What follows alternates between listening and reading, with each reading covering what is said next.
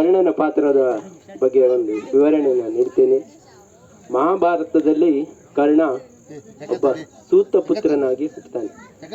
ಯಾಕಂತ ಹೇಳಿದ್ರೆ ಮಹಾಭಾರತದಲ್ಲಿ ಕುಂತಿ ಹಾಗೂ ಆ ಗಂಡ ಹೆಂಡತಿ ಇಬ್ಬರಿಗೂ ಮಕ್ಕಳಿರುವುದಿಲ್ಲ. ಧೃತರಾಷ್ಟ್ರನಿಗೆ ಹಾಗೂ ಪಾಂಡು ಚಕ್ರವರ್ತಿಗೆ ಹಾಗೂ ಕುಂತಿಗೆ ಆಗುವುದಿಲ್ಲ. ಆವಾಗ ಕುಂತಿಗೆ 6 ವರ ಮದುವೆಗಿಂತ ಪೂರ್ವದಲ್ಲಿ ಅದು ಪಡೆದಿರ್ತಾಳೆ. ಅದನ್ನು ಆಮೇಲೆ ಪಾಂಡು ಚಕ್ರವರ್ತಿ ಹೇಳ್ತಾಳೆ, ನನಗೆ ವರ ಇದೆ ನನ್ನ ಹತ್ರ, ನಾನು ಮಕ್ಕಳನ್ನು ಪಡಿಬೋದು, ಈ ರೀತಿ ಪಡಿಬೋದು ಅಂತ. ಆ ವರ ಪಡೆಯೋಕ್ಕಿಂತ ಮದುವೆ ಆಗ ಪೂರ್ವದಲ್ಲೇ ಒಂದು ದೇವರು ಕೊಟ್ಟಂತ ವರವನ್ನು ಅವಳು ನೋಡೋಣ ಹೇಗಾಗ್ತದೆ ಅಂತ ಒಂದು ಪರೀಕ್ಷೆ ಮಾಡೋ ಸಲುವಾಗಿ ಅವಳು ಒಂದು ವರನ ಸೂರ್ಯದೇವರು ಕೊಟ್ಟಂತ ವರನ ಪಡಿತಾಳೆ. ಮದುವೆ ಆಗೋ ಪೂರ್ವದಲ್ಲೇ ಅವಳು ಒಂದು ಮಗುವನ್ನು ಪಡಿತಾಳೆ. ಮದುವೆ ಪೂರ್ವದಲ್ಲೇ ಮಗು ಪಡೆಯುವುದಕ್ಕೆ ಅದಕ್ಕೆ ಸಮಾಜದ ಹೆದರಿಕೆಯಿಂದ ಅವಳು ಏನ್ ಮಾಡ್ತಾಳೆ, ಕರ್ಣನನ್ನ ಗಂಗಾ ನದಿಯಲ್ಲಿ ತೇಲಿ ಬಿಡ್ತಾಳೆ, ಸಮಾಜಕ್ಕೆ ಹೆದರಿ. ಆಮೇಲೆ 5 ಮಕ್ಕಳು ಮತ್ತೆ ಬೇರೆ 3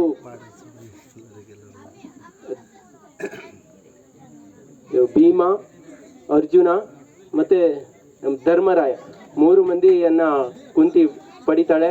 2 ವರನ ತಂಗಿ ಕೊಡ್ತಾಳೆ ಮಾದ್ರಿಗೆ. ಅವಳು ನಕುಲ ಸಹದೇವರನ್ನ ಹೀಗೆ ವರದ ಮೂಲಕ ಪಡ್ಕೊಳ್ತಾಳೆ. ಕರ್ಣ ಒಬ್ಬ ಮಹಾಮೇಧಾವಿಯಾಗಿ ಬೆಳಿಲಿಕ್ಕೆ ಅವನಿಗೆ ತುಂಬಾ ಕಷ್ಟ ಆಗ್ತದೆ. ಅವನು ಸೂತಪುತ್ರ ಎಂದು ಅವನಿಗೆ ವಿದ್ಯಾಭ್ಯಾಸನೇ ಕೊಡುವುದಿಲ್ಲ.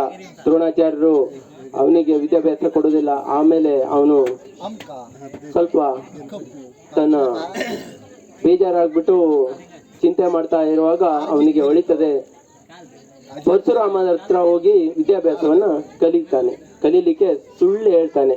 ತಾನು ಬ್ರಾಹ್ಮಣ ಕುಮಾರ ಎಂದು ಸುಳ್ಳು ಹೇಳಿ ಅವನು ವಿದ್ಯಾಭ್ಯಾಸವನ್ನು ಪಡಿತಾನೆ. ಆಮೇಲೆ ಈ ಮಹಾಭಾರತ ಹೇಗಾಗ್ತದೆ ಅನ್ನೋದು, ಮುಂದೆ ಆಗ್ಲೇಬೇಕು ಅನ್ನೋದು ದೇವರ ಸಂಕಲ್ಪ ಆಗಿತ್ತು, ಶ್ರೀಕೃಷ್ಣನ ಸಂಕಲ್ಪ ಆಗಿತ್ತು. ಕರ್ಣ ಮಹಾಮೇಧಾವಿ ಆತನ ವಿದ್ಯಾಭ್ಯಾಸ ಆತ ಸರಿಯಾಗಿ ಕಲ್ತರೆ ಅರ್ಜುನನಿಗೆ ಎಲ್ಲೂ ಆತ ಕೇಳುವುದಿಲ್ಲ ಅನ್ನೋ ಒಂದು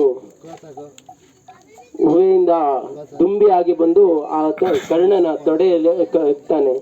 ಆವಾಗ ಪರಶುರಾಮನಿಗೆ ಗೊತ್ತಾಗ್ತದೆ, ಈತನು ಬ್ರಾಹ್ಮಣ ಕುಮಾರ ಅಲ್ಲ, ಬ್ರಾಹ್ಮಣ ಕುಮಾರನಿಂದ ಸಹಿಸ್ಕೊಳ್ಳಿಕ್ ಸಾಧ್ಯ ಇಲ್ಲ, ನೋವನ್ನು ಸಹಿಸ್ಕೊಳ್ಳಿಕ್ ಸಾಧ್ಯ ಇಲ್ಲ ಅಂತ ಹೇಳ್ಕೊಂಡು ಅವ್ರೇನ್ ಮಾಡ್ತಾರೆ, ತಾನು ಕೊಟ್ಟಂತ ವಿದ್ಯಾಭ್ಯಾಸ ನಿನಗೆ ಸಕಾಲದಲ್ಲಿ ಬರ್ದೇ ಹೋಗ್ಲಿ ಅಂತ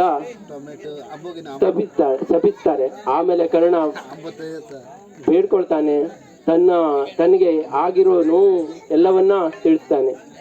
ಆವಾಗ ಅವ್ರು ಹೇಳ್ತಾರೆ, ಅವನಿಗೆ ಧನುಷನ್ನ ಕೊಡ್ತಾರೆ. ಆ ಧನುಷ್ ಇಂದ ಅವನು ಮುಂದೆ ಮಹಾಭಾರತ ಯುದ್ಧನೇ ನಡೆದ್ಬಿಡುತ್ತೆ. ಮಹಾಭಾರತ ಯುದ್ಧ ನಡೆದವಾಗ ಕರ್ಣನ ಹತ್ರ ಪರಶುರಾಮರು ನೀಡಿದಂತ ಧನುಷ್ ಇರ್ತದೆ. ಆ ಧನುಷಿನ ಮೂಲಕ ಕರ್ಣನ ರಥವನ್ನ, ಅರ್ಜುನನ ರಥವನ್ನ 3 ಅಂಗುಲ ಸರಿಸ್ತಾನೆ.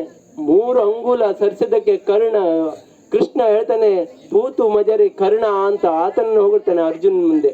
ಯಾಕಂತ ಕೇಳಿದ್ರೆ ಕೃಷ್ಣ ಹಾಗೂ ಕೃಷ್ಣನಲ್ಲಿ ಇರುವಂತಹ 14 ಲೋಕ ಇರುವಾಗ್ಲೂ ಅವನು 3 ಅಂಗುಲ ಸರಿಸಲ್ಲ ಅಂತ ಆತನನ್ನು ಹೊಗಳ್ತಾನೆ. ಅದಕ್ಕಿಂತ ಪೂರ್ವದಲ್ಲಿ ಅರ್ಜುನನು ಸಾಹಸ ಮಾಡಿರ್ತಾನೆ. ಕರ್ಣನ ರಥವನ್ನ 7 ಯೋಜನ ಹಾರಿಸಿರ್ತಾನೆ. ಆ 7 ಯೋಜನ ಏನೂ ಅಲ್ಲ, ತಾನು ಇಷ್ಟೊಂದು ಮಹಾ ಶಕ್ತಿ ಅಂತ ನಾನು ದೇವರೇ ಕೂತ್ಕೊಂಡಿರ್ಬೇಕಾದ್ರೆ ಅವನು ಆತರ ಸಾಹಸ ಮಾಡಿದನದು ಕೃಷ್ಣನು ಹೇಳ್ತಾನೆ. ಆಮೇಲೆ ಕರ್ಣನಲ್ಲೂ ಪರಿಪರಿಯಾಗಿ ಬೇಡ್ಕೊಳ್ತಾನೆ, ನೀನು ಯುದ್ಧವನ್ನ ಬಿಡು, ಪಾಂಡವರ ಪಕ್ಷಪಾತಿ ನೀನು, ಪಾಂಡವರ ಹಿರಿಯ ನೀನು, ನಿನಗೆ ಚಕ್ರವರ್ತಿ ಪೀಠ ಕೊಡ್ತೇನೆ ಬಾ ಅಂತ ಕೇಳಿದ್ರು ಕರ್ಣ ಬರುವುದಿಲ್ಲ. ತನ್ನ ಒಡೆಯನಿಗೋಸ್ಕರ, ಸುಯೋಧನನಿಗೋಸ್ಕರ ತನ್ನ ಪ್ರಾಣವನ್ನೇ ನೀಡ್ತಾನೆ.